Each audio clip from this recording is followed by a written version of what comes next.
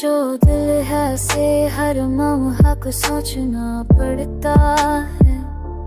हर खुशी को छुपा कर दर्द को सहना पड़ता है।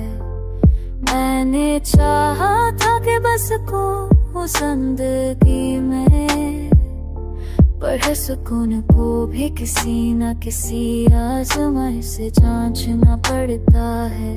तो जो आया तो लगता था जैसे बाहर आ गई, पर वहाँ मैं भी कांचा बनूं के रास्ते चलना पड़ता है।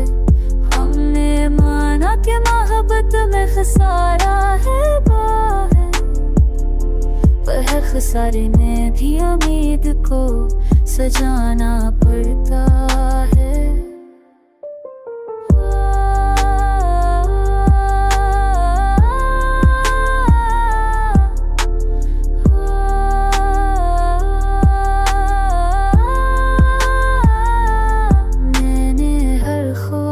को आँखों से सजाया है, पर ख्वाबों को हकीकत में बदलना सीखना पड़ता है।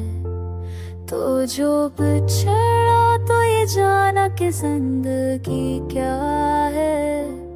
हर खुशी के बाद कभी कभी रोना पड़ता है।